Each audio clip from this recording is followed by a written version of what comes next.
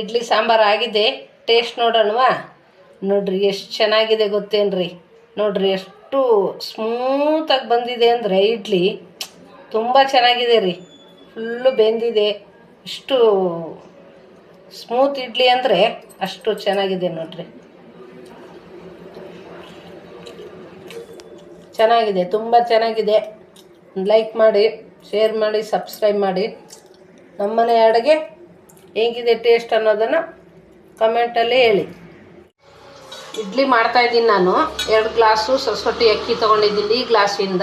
ಇದಕ್ಕೆ 3/4 ಗ್ಲಾಸು ಉದ್ದಿನಬೇಳೆ, ಅರ್ಧ ಗ್ಲಾಸು ಸಬ್ಬಕ್ಕಿ ತೊಗೊಂಡಿದ್ದೀನಿ. ಇದನ್ನು ನೀಟಾಗಿ 4-5 ನೀರಲ್ಲಿ ವಾಶ್ ಮಾಡ್ಕೊಂಬರ್ತೀನಿ. ಇದನ್ನು ನೀಟಾಗಿ ವಾಶ್ ಮಾಡ್ಕೊಂಬಂದಿನಿ ನೋಡ್ರಿ. ಇಷ್ಟು ಚೆನ್ನಾಗಿ ಬೆಳ್ಳಗೆ ಬಂದಿದೆ. ಇದು 8 ಅವರ್ ನೆನಿಬೇಕು. ಇದನ್ನು ಮುಚ್ಚಿಟ್ಟು ಬಿಡೋಣವಾ? ನೈಟು ಇಡ್ಲಿನ ರುಬ್ಬಿಟ್ಟಿದ್ದೆ. ಎಷ್ಟು ಚೆನ್ನಾಗಿ ಉಬ್ಬಿದೆ ನೋಡ್ರಿ. ಭಾಳ ಚೆನ್ನಾಗಿ ಉಬ್ಬಿದೆ. ಎಷ್ಟು ವೈಟ್ ಇದೆ ನೋಡ್ರಿ ಹಿಟ್ಟು, ಎಷ್ಟು ಬೆಳ್ಳಗಿದೆ ಅಲ್ವಾ? ಇದಕ್ಕೆ ಒಂದು ಚಿಟಿಕೆ ಸೋಡಾ ಪುಡಿ ಏನು ಜಾಸ್ತಿ ಬೇಡ. ಇದಕ್ಕೆ 1-2 ಸ್ಪೂನು ಉಪ್ಪು ಇದನ್ನು ಚೆನ್ನಾಗಿ ಮಿಕ್ಸ್ ಮಾಡಿಬಿಡೋಣ. ಈ ಥರ ಎಣ್ಣೆನ ನೀಟಾಗಿ ಸವರ್ಕೋಬೇಕು.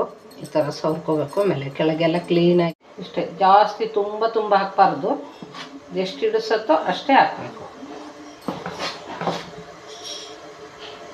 ಅಷ್ಟು ಇದನ್ನು ಇಲ್ಲಿ ಪಾತ್ರೆಯಲ್ಲಿ ಹಾಕಿ ಮುಚ್ಚಿಟ್ಟು ಬಿಡೋಣ. ಇದು 15 ನಿಮಿಷ ಕುದಿಬೇಕು.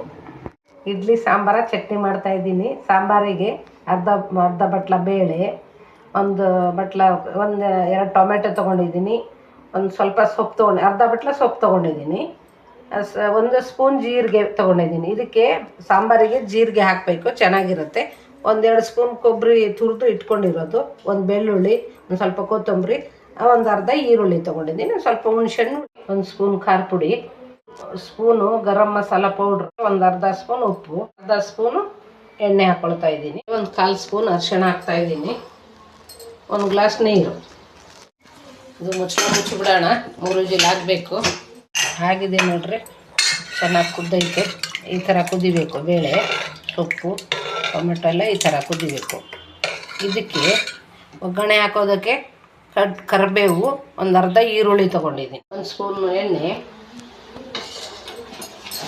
ಒಂದು ಅರ್ಧ ಸ್ಪೂನು ಸಾಸಿವೆ ಜೀರಿಗೆ, ಅದಕ್ಕೆ ಈರುಳ್ಳಿ, ಕರಿಬೇವು. ಇದಾಗಿದೆ ನೋಡಿ. ಈಗ ಬೇಳೆ ಹಾಕೋಣ.